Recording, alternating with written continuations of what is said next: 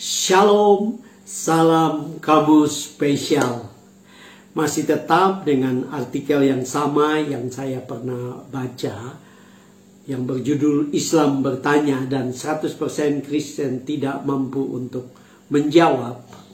Ada satu pertanyaan yang sangat menarik, yaitu di manakah Yesus berkata, "Sembahlah aku"? Nah, para polemikus atau debater Muslim selalu berkata bahwa ini adalah pertanyaan pemungkas dan orang Kristen tidak bisa menjawab.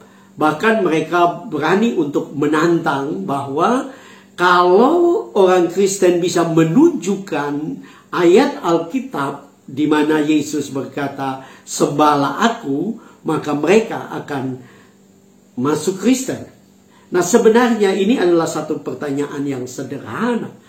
Satu pertanyaan yang kalau kita meneliti Alkitab dengan baik, kita akan menemukan bahwa ada begitu banyak ayat yang menunjukkan bahwa Yesus adalah Allah. Bahwa Yesus disembah sebagai Allah. Nah, itu sebabnya saya mendorong teman-teman hamba Tuhan, para dosen teologi, para pelayan Tuhan harus belajar Alkitab dengan baik. Bahkan saya mendorong supaya para gembala sidang, hamba Tuhan, para dosen mengajar kepada jemaat tentang kebenaran-kebenaran Alkitab yang menunjukkan bahwa Yesus adalah Allah. Yesus mempunyai atribut sebagai Allah. Karena saya percaya itu sangat penting. Karena apabila kita tidak bisa menunjukkan, maka umat yang kita layani atau jemaat yang kita layani adalah jemaat yang tidak tahu apa yang mereka imani. Karena itu sekali lagi saya mendorong. Bahkan setelah saudara menonton video ini, saudara dapat membagikan ini untuk menjadi berkat besar bagi banyak orang. Nah, pertanyaan, di manakah Yesus berkata, "Sembahlah aku"? Saya sebenarnya dapat menunjukkan satu contoh yang sederhana tentang presiden kita, ya, Bapak Jokowi. Waktu Pak Presiden kita dilantik sebagai presiden dan beliau melakukan perkunjungan ke Indonesia, maksud saya ke provinsi-provinsi yang ada di Indonesia. Waktu beliau datang ke tempat itu, waktu beliau turun dari pesawat, beliau tidak perlu mengatakan, perlu berkata kepada mereka yang menyambut dia bahwa "Aku adalah presiden Indonesia, hormatilah aku". Beliau tidak perlu mengatakan itu, karena dengan atribut, dengan pengawalan, dengan semua yang ada di sekitar beliau, itu menunjukkan bahwa beliau adalah seorang presiden. Sama seperti Yesus. Waktu Yesus datang ke dalam dunia ini, ya, bahkan seluruh Alkitab menceritakan tentang Yesus dengan jelas menunjukkan bahwa dia adalah Allah yang layak, yang patut untuk disembah. Dan dia tidak perlu meminta untuk orang menyembah dia. Oleh sebab itu mari kita akan belajar untuk menjawab pertanyaan ini. Di manakah Yesus berkata, "Sembahlah aku"? Nah, kita akan mulai dengan satu pernyataan pertama yang saya buat di sini. Di sini saya mengatakan yang pertama adalah Yesus tidak meminta penyembahan.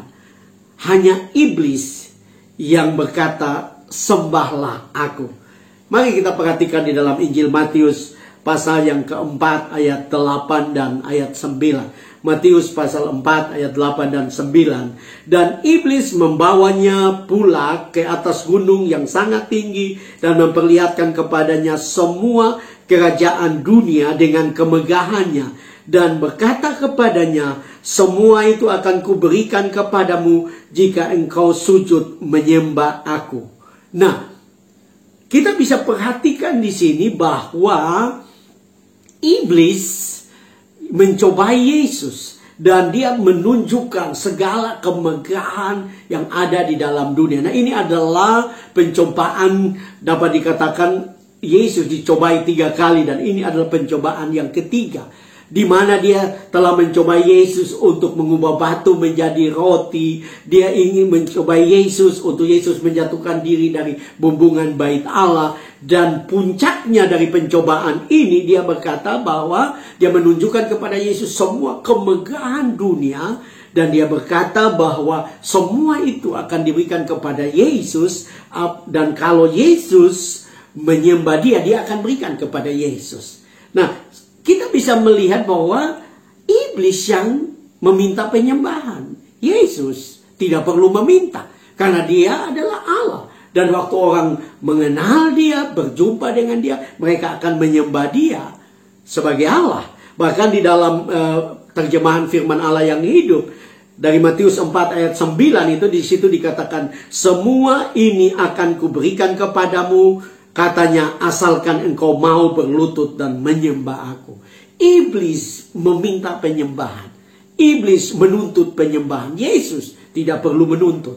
Nah, kalau kita belajar dengan baik apa yang ada di dalam kehidupan beragama, ya, saya memperhatikan di dalam kekristenan pun, kalau ada seorang pemimpin, ada seorang yang mengaku sebagai seorang nabi, seorang rasul, dan dia mengangkat dirinya, dia mengkultuskan dirinya, dan dia meminta untuk disembah, maka sebenarnya sudah pasti bahwa orang itu tidak benar. Ya, karena seorang yang benar, maka dia tidak perlu meminta untuk disembah. Ya, karena dia bukan Allah. Dan Yesus sendiri tidak meminta untuk disembah. Karena dia tahu bahwa dengan atributnya, dengan kuasa, dengan otoritas yang ada dalam dirinya, maka dia akan disembah. Nah, kita akan belajar yang kedua di sini, ya, untuk menjawab pertanyaan di manakah Yesus berkata, sembahlah aku. Sekali lagi, Yesus tidak berkata secara eksplisit bahwa dia meminta disembah. Tetapi yang kedua yang kita bisa belajar dari kebenaran firman Tuhan dari Alkitab adalah perintah Allah Bapa untuk para malaikat menyembah dia. Perhatikan dalam Ibrani pasal yang ke-1 ayat yang ke-6 dan ayat yang ke-8. Ibrani pasal 1 ayat 6 dan 8. Di sini dikatakan, dan ketika ia membawa pula anaknya yang sulung ke dunia, ia berkata, semua malaikat Allah harus menyembah dia. Tetapi tentang anak ayat 8, ia berkata, takhtamu ya Allah tetap untuk seterusnya dan selamanya, dan tongkat kerajaanmu adalah tongkat kebenaran. Nah, kalau kita perhatikan, ya, di sini dengan jelas Allah Bapa membawa anaknya yang tunggal ke dalam dunia, ya, dalam kitab Ibrani ini, ya, dan dia meminta semua malaikat harus menyembah dia. Nah, saya memperhatikan, ya, kata menyembah ini, kata menyembah di dalam bahasa asli, bahasa Yunani, yaitu proskuneo. Ya, proskuneo itu mempunyai arti memuja, menyembah, sujud, beribadah. Artinya, waktu Allah Bapa membawa anaknya ke dalam dunia, dengan jelas para malaikat pun harus menyembah dia. Ya, bahkan di dalam ayat 8 yang tadi kita baca, di situ dikatakan, tetapi tentang anak ia berkata, takhtamu ya Allah. Jadi Alkitab dengan jelas menyebutkan bahwa Yesus adalah Allah. Ya, sehingga dia disembah. Bahkan para malaikat, jangankan manusia, para malaikat pun disuruh untuk menyembah dia. Di situ di dalam ayat 8 dikatakan bahwa takhtamu ya Allah tetap untuk seterusnya dan selamanya, dan tongkat kerajaanmu adalah tongkat kebenaran. Jadi Yesus layak untuk disembah. Dia tidak perlu meminta, tetapi dia diperintahkan oleh Allah Bapa supaya para malaikat, makhluk-makhluk yang mulia itu bahkan menyembah dia. Nah, saya senang saya menemukan Alkitab dalam bahasa Yunani dan terjemahan lengkap tentang ayat itu.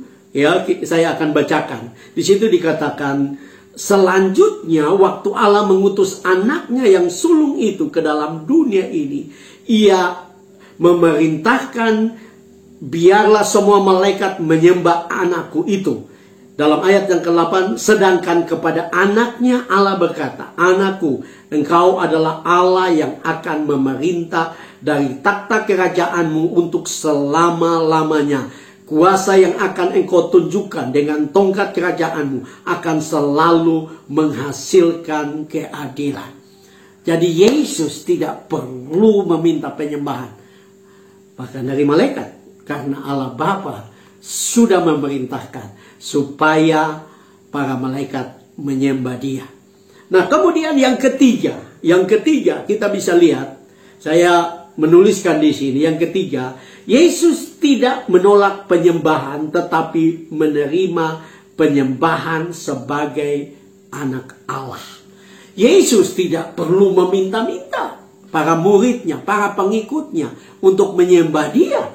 Mereka dapat melihat. Nah, mari kita lihat di dalam Matius pasal 14 ayat 33. Dan orang-orang yang ada di perahu menyembah Dia. Katanya, sesungguhnya engkau anak Allah.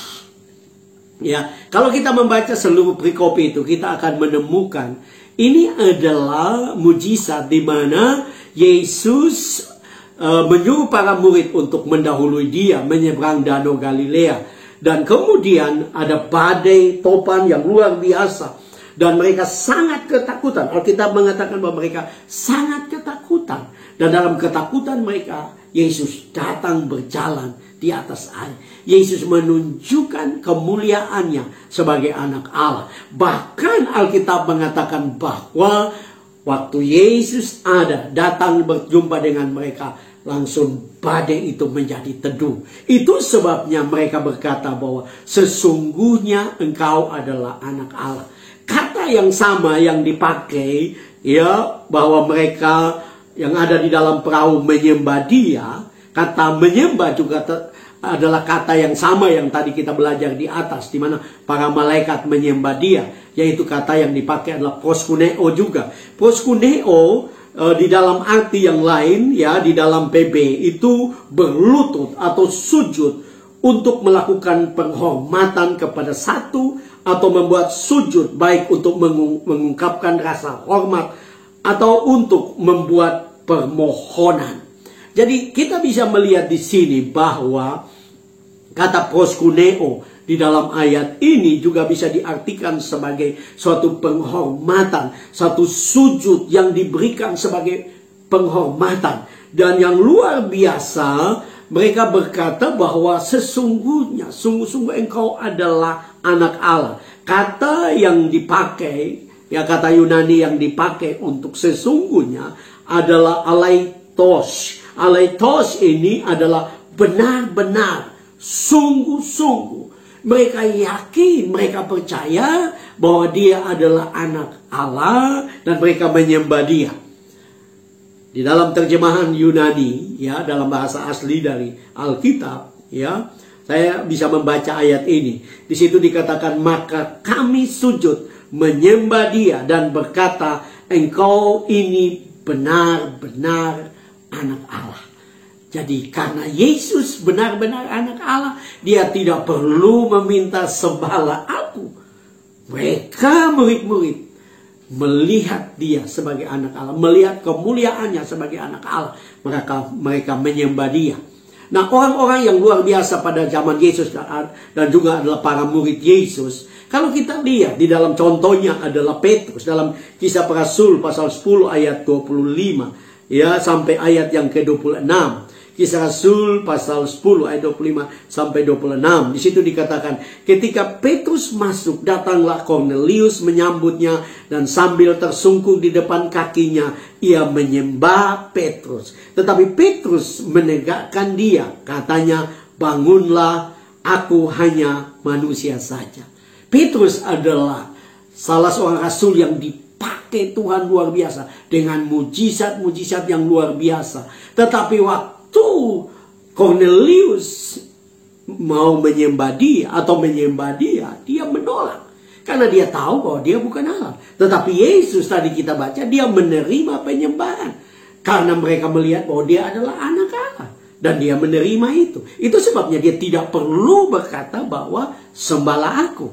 Nah, hal yang keempat yang kita bisa belajar ya dalam kehidupan Yesus. Yang keempat, setelah Yesus bangkit dengan tubuh kemuliaan, ia berjumpa dengan Maria Magdalena dan Maria yang lain, dan mereka menyembah dia. Perhatikan Matius pasal yang ke-28 ayat 9. Tiba-tiba Yesus berjumpa dengan mereka dan berkata, "Salam bagimu." Mereka mendekatinya dan memeluk kakinya serta menyembah dia.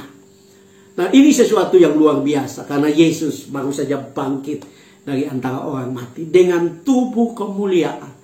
Saya percaya bahwa karena mereka melihat dia dengan tubuh kemuliaan, mereka berlutut memeluk kakinya dan mereka menyembahnya. Nah, kata yang dipakai untuk menyembah juga adalah kata yang sama, yaitu proskuneo.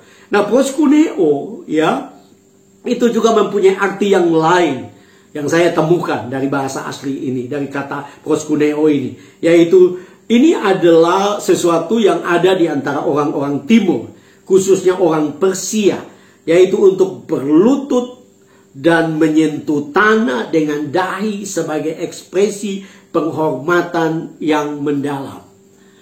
Nah, saya teringat waktu saya membaca penjelasan kata proskuneo ini adalah saudara-saudara kita Muslim juga betul-betul menyembah Allah, dan mereka berkata bahwa mereka sujud ya sampai dahi mereka menyentuh tanah.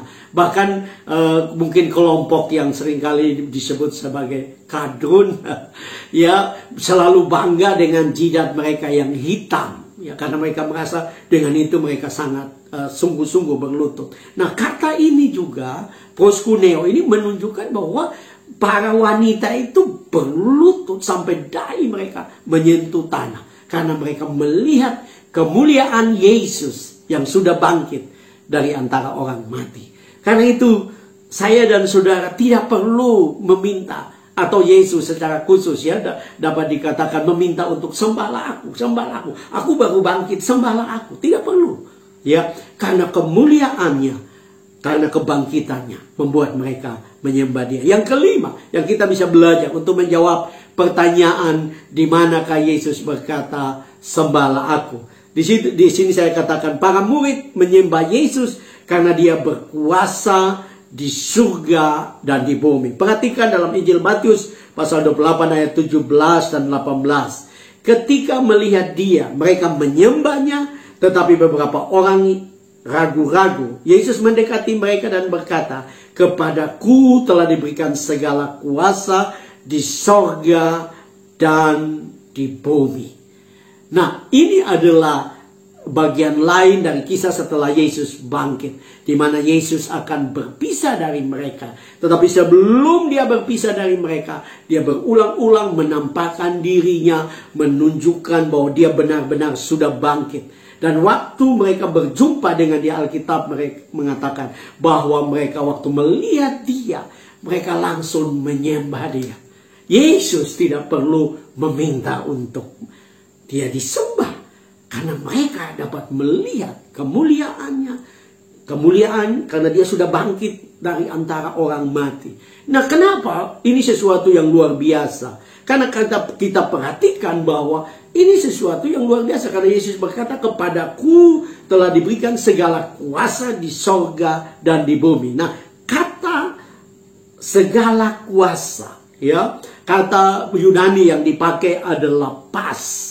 Pas itu mempunyai arti semua, segala sesuatu, semuanya, seluruh, setiap, segala hal sudah diberikan kepada Yesus, sudah dianugerahkan kepada Yesus, dan dia adalah Allah karena segala sesuatu sudah diberikan kepada dia. Dan kata kuasa itu memakai kata Yunani exousia. Exousia itu adalah pemimpin, lebih berkuasa di antara makhluk-makhluk ciptaan, yang lebih tinggi dari manusia, penguasa spiritual. Dalam video saya yang lain saya berkata, kata penguasa spiritual ini adalah menunjukkan bahwa Yesus adalah Allah. Dan dia tidak perlu meminta untuk disembah, karena dia adalah Allah. Para murid melihat itu, mengakui itu, dan mengambil keputusan untuk menyembah dia. Nah, saya ingin membaca dari terjemahan dari bahasa asli, bahasa Yunani untuk ayat ini, yaitu dalam Matius 28 ayat 17 dan 18. Di situ dikatakan, ketika kami bertemu dengan Yesus di bukit itu, kami sujud menyembahnya. Walaupun hal itu sangat mengherankan, sampai ada di antara kami yang sulit percaya bahwa itu benar-benar terjadi. Ayat 18, lalu Yesus mendekati kami dan berkata, Allah sudah memberikan segala kuasa kepadaku untuk memerintah semua ciptaannya, baik yang ada di surga maupun yang ada di bumi. Luar biasa. Ya, dalam bahasa asli dengan jelas. Lebih jelas dikatakan bahwa baik yang ada di surga maupun yang ada di bumi. Karena Yesus adalah Allah. Dia berkuasa. Dia memerintah semua ciptaannya. Karena dia adalah Allah. Nah, yang keenam, kita perhatikan di sini, setelah Yesus naik ke surga, ya, dalam nanti kita akan lihat dalam Wahyu pasal 1 ayat 17 dan 18. Tapi yang keenam yang kita bisa belajar adalah Rasul Yohanes tersungkur saat melihat kemuliaan Yesus sebagai Allah di Pulau Patmos. Kalau kita membaca kitab Wahyu, kita akan menemukan bahwa Yohanes adalah seorang murid yang sungguh-sungguh mengasihi Yesus. Seorang murid yang dekat dengan Yesus. Dan dia dipercaya untuk menyingkapkan ada begitu banyak rahasia akhir zaman. Nah, dalam kitab Wahyu ditunjukkan. Kalau kita membaca Wahyu pasal 1 ayat 17 dan 18. Ketika aku melihat dia, tersungkurlah aku di depan kakinya, sama seperti orang yang mati. Tetapi ia meletakkan tangan kanannya di atasku, lalu berkata, jangan takut, aku adalah yang awal dan yang akhir, dan yang hidup. Aku telah mati, namun lihatlah, aku hidup sampai selama-lamanya, dan aku memegang segala kunci maut dan kerajaan maut. Di sini dengan jelas menunjukkan bahwa waktu Yohanes melihat Yesus dalam kemuliaannya sebagai Allah, dia tersungkur di depan kaki Yesus. Yesus tidak perlu meminta supaya Yohanes menyembah dia. Yohanes melihat dengan luar biasa kemuliaannya sebagai Allah. Bahkan Yesus dengan jelas mengatakan, memperkenalkan dirinya bahwa dia adalah Alfa dan Omega. Dia adalah yang awal dan yang akhir. Dia memegang kunci maut dan kerajaan maut. Ya, kalau dia bukan Allah, mana mungkin dia yang memegang kunci maut dan kerajaan maut? Karena dia adalah Allah, maka dia dapat memegang semua itu. Dia berkuasa di dalam semuanya itu. Kata yang dipakai, ya, untuk kata tersungkur, ya, waktu Yohanes melihat Yesus sebagai Allah, dia tersungkur. Kata yang dipakai adalah pipto. Pipto itu adalah jatuh, sujud, rubuh, rebah, jatuh, memuja. Saya percaya ini yang dilakukan oleh Yohanes, bukti bahwa Yesus adalah Allah. Dan Yesus tidak perlu meminta dia untuk menyembah Yesus. Yohanes tahu bahwa dia Allah dan dia menyembah. Nah, ayat ini di dalam bahasa Yunani, ya, kalau kita terjemahkan, saya akan bacakan Wahyu 1 ayat 17, ya, dan ayat yang ke-18, ya. Wahyu 1 ayat 17 dan 18. Ketika saya melihatnya, saya sungguh tersungkur di hadapannya, dan saya merasa seluruh kekuatan saya hilang seperti mati mendadak. Lalu dia meletakkan tangan kanannya pada saya dan berkata, jangan takut, akulah yang selalu ada, baik sebelum awal mula penciptaan maupun sesudah semua ciptaan hilang lenyap. Akulah sumber kehidupan, Biarpun aku pernah mati, tetapi lihatlah, aku hidup sekarang dan hidup sampai selama-lamanya. Aku memegang kunci kerajaan maut. Jadi aku berkuasa penuh untuk menentukan kapan setiap orang mati. Dan aku juga berkuasa menghidupkan kembali manusia yang sudah mati. Luar biasa terjemahan ini. Ini menunjukkan bahwa Yesus adalah Allah. Dia tidak perlu meminta, sembahlah aku. Orang yang berjumpa dengan dia dan mengenal dia akan langsung untuk menyembah dia, sama seperti Yohanes, murid yang paling dikasihi oleh Yesus. Yang terakhir, yang ketujuh, pada akhir zaman semua lutut akan bertelut dan semua lidah akan mengaku bahwa Yesus adalah Tuhan. Filipi 2 ayat 10 dan 11. Saya akan bacakan buat kita semua. Supaya dalam nama Yesus bertekuk lutut segala yang ada di langit dan yang ada di atas bumi dan yang ada di bawah bumi. Dan segala lidah mengaku Yesus Kristus adalah Tuhan bagi kemuliaan Allah Bapa. Ya. Nah, kata di sini untuk kata bertekuk lutut. Semua akan bertekuk lutut. Kata yang dipakai dalam bahasa Yunani adalah kamto. Kamto itu adalah sujud, memuji. Jadi satu waktu, ya, waktu Yesus datang kembali, ya, semua akan berlutut untuk menyembah Dia. Nah, sebelum kita lebih jauh untuk saya jelaskan ayat ini. Kata di langit, ya, di dalam bahasa asli adalah eporaneos. Eporaneos ini adalah makhluk-makhluk surgawi, ya.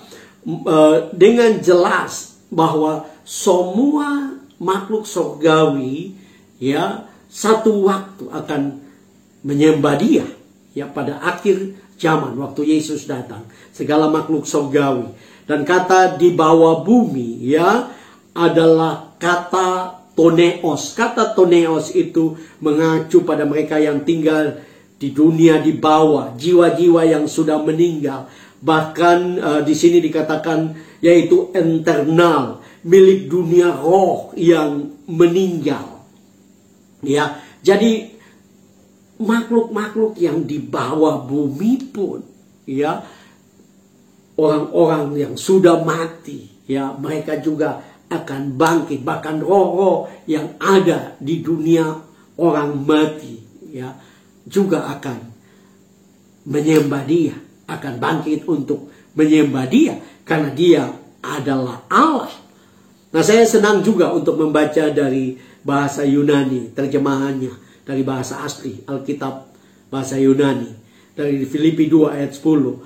Allah melakukan hal itu supaya setiap orang, baik yang ada di surga, di bumi, maupun yang ada di dalam dunia orang mati, akan berlutut menyembah Yesus. Dalam ayat 11. Dan setiap orang akan mengaku bahwa Yesus Kristus adalah Tuhan.